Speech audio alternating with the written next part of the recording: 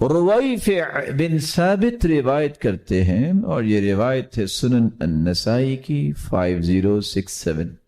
آپ صلی اللہ علیہ وسلم نے فرمایا یا رویفع لعل الحیات ستطول بک بعدی، رویفع شاید کہ میرے بعد تم زندہ رہو اور تمہیں اللہ زندگی دے، فاخبر الناس، اگر میں دنیا سے چلا جاؤں اور تمہاری زندگی ابھی باقی ہو تو ایک بات یاد رکھنا، اخبر الناس، لوگوں کو اس بات کی خبر دے دینا، من عقد لحیتہ، جس شخص نے اپنے داڑھی کے بالوں کو گرا دی اور گوندا،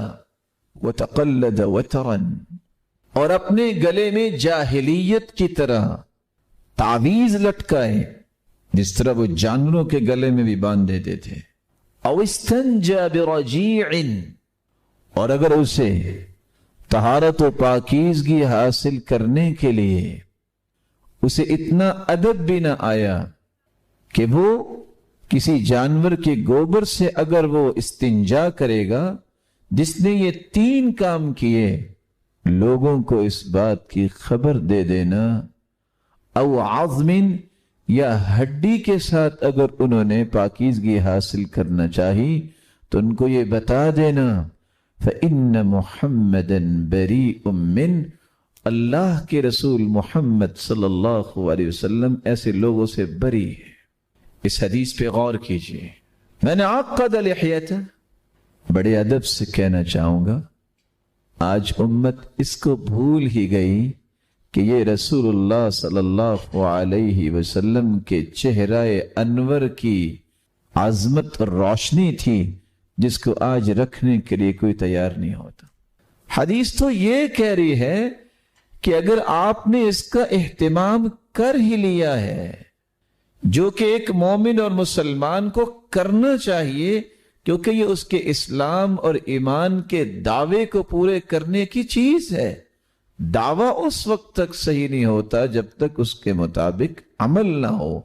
جب میرا آئیڈیل، میرے لیے قدوہ اور نمونہ اور میں سمجھتا ہوں رول ماڈل محمد الرسول اللہ صلی اللہ علیہ وسلم کو،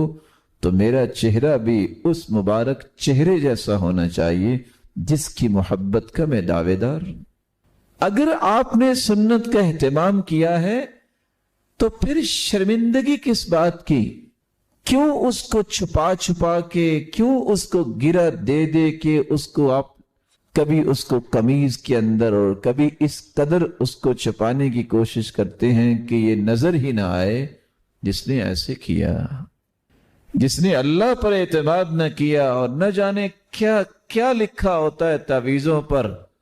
اور وہ باندھنے شروع کر دیے، من علق تمیمۃ فقد اشرک، حدیث میں آتا ہے جس نے تعویذ لٹکایا اس نے شرک کیا۔ اور جس کو اتنا بھی پتہ نہیں ہے کہ ہڈی اور گوبر، یہ 2 چیزیں جو ہیں یہ جنوں کی خوراک ہے، اس کے ساتھ استنجا نہیں کیا کرتے۔ جس نے ان تینوں کاموں میں سے کوئی کام کیا، اللہ کے رسول اس سے بری ہے۔ وآخر دعوانا ان الحمد للہ رب العالمین۔